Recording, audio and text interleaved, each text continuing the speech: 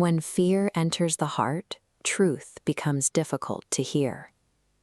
This warning frames the mist-heavy riverbank where Pak Pandir now stands, searching for a reality that is rapidly disappearing. The golden chicken waits near the water, its feathers matted with fresh blood. Nearby, a small child's cloth floats silently downstream, caught in the slow pull of the current. Pak Pandir pushes through the reeds to find young Amir, paralyzed by mud and the memory of glowing eyes that pursued him. While lifting the child, Pak Pandir spots a second piece of evidence. A broken golden shell sits half-submerged in the silt, abandoned during the struggle. This physical assault on a child shifts the village's crisis. The search for a thief has been overtaken by a state of violent terror, as the stakes move from property to human life. By midnight, the village square is lit by the orange glow of torches.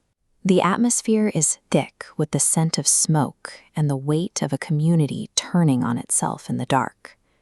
The chief immediately confronts Pak Pandir in front of the gathered crowd. He demands to know why the man who always disappears was the only one present at the scene of the crime. Amir's testimony only deepens the unease. He tells the villagers he saw someone near the banyan tree, but his inability to name a face allows the crowd's imagination to fill in the blanks. The chief reacts to the rising panic by declaring an absolute lockdown. No one enters or leaves the village until the truth is revealed, effectively turning the community into a cage. Amidst the shouting and the torchlight, one villager uses the distraction to retreat, slipping into the shadows and leaving the square unnoticed. The lockdown creates a pressure cooker. As the villagers are forced together, their shared fear becomes a threat as volatile as the actual attacker. Pak Pandir's house is dim, lit only by a dying oil lamp. Outside, the sounds of the village have changed from a community gathering into something that is far more predatory. Shadowy figures pace outside the windows. The whispers follow them home, crystallizing into accusations of thievery and ancient curses. The tension breaks when a heavy object strikes the outer wall. Rumors have finally crossed the threshold into direct physical aggression. Outside the door lies a dead chicken with its neck twisted. Tied to its leg is a note with a single command: return the gold.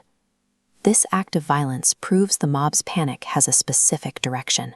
Someone is actively steering the village's fear toward Pak Pandir to keep their own involvement hidden. Before dawn, Pak Pandir returns to the banyan tree.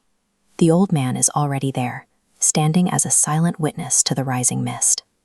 The old man recalls a previous generation that fell to the same greed. He describes a tragedy where the obsession with the golden eggs turned brothers against one another, ending in the village's self-destruction. This pursuit follows an ancient, destructive cycle of power that values control over the community far more than the gold itself. The old man's warning identifies a threat closer to home. The mastermind behind the chaos is a traitor who lives and eats alongside the very people they are terrorizing. The mystery is no longer just about a forest monster.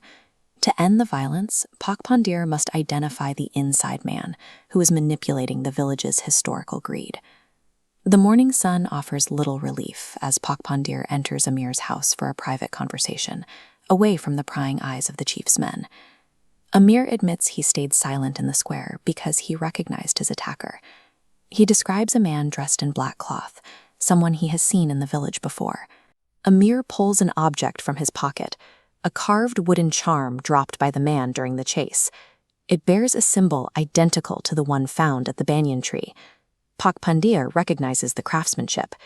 The intricate notches on the wood match the unique carvings that reveal the terrifying human truth behind the attack. The wooden charm provides a physical link between the attack on Amir and the village leadership.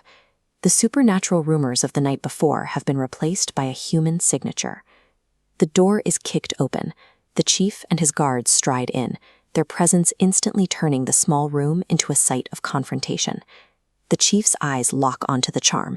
His voice loses its steady, authoritative tone as he lunges forward, demanding Pak Pandir surrender the carving immediately.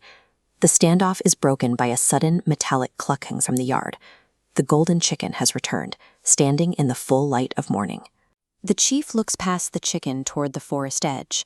A dark, faceless figure watches from the tree line, and the chief's face pales as his mask of control completely collapses. The chief turns and runs, abandoning his guards and his dignity. His footprints lead away from the village and straight toward the forbidden House of Whispers, leaving the conspiracy fully exposed.